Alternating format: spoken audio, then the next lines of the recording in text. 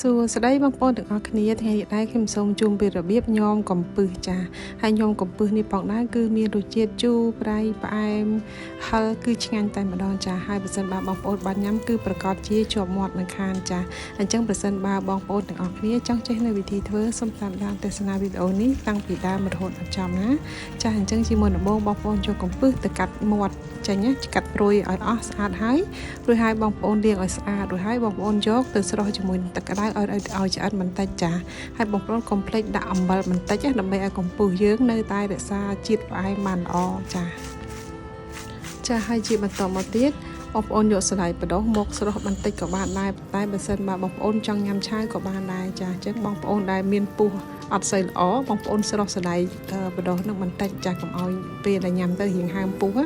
ចាអញ្ចឹងហើយជាបន្តមកទៀតបងប្អូនយកខ្ទឹមស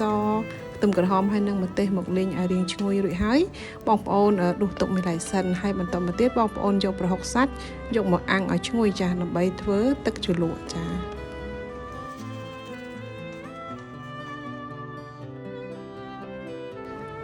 ហើយជាបន្តមកទៀតបងប្អូនយកខ្ទឹមដែលយើងបានលីងអំបែងមិញយកមកពុកនៅក្នុងត្បាល់ឲ្យម៉ត់សិនចារួចហើយចាំបន្តមកទៀតបងប្អូនដាក់ទឹកត្រីស្ករសប៊ីចេងហើយនឹងប្រហុកដែលយើងបានអាំងអំបែងមិញហ្នឹងបុកចូលគ្នាឲ្យម៉ត់រួចហើយបងប្អូនដាក់ទឹកក្រូចឆ្មារួចហើយបងប្អូនភ្លក់មើលឲ្យល្មមតាមដែលបងប្អូនចូលចិត្តចា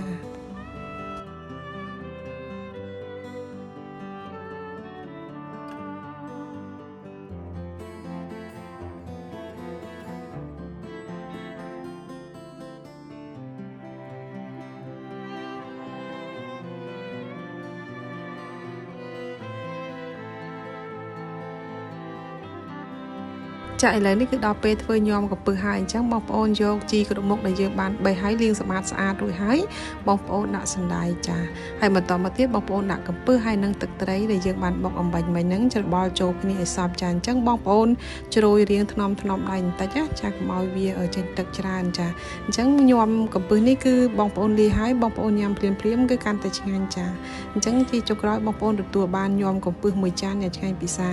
ចាអញ្ចឹងជាចុងក្រោយខ្ញុំក៏សូមអរគុណបងប្អូនទាំងអស់គ្នាដែលបានតាមដានទស្សនាវីដេអូនេះតាំងពីដើមរហូតដល់ចប់ហើយប្រសិនបើបងប្អូនមិនទាន់បាន follow page ឬក៏ subscribe លើ channel YouTube របស់ខ្ញុំនៅឡើយទេសូមជួយម្នាក់ម្នាក់មួយជើងមកណាចាអរគុណច្រើនជួបគ្នានៅវីដេអូក្រោយៗទៀត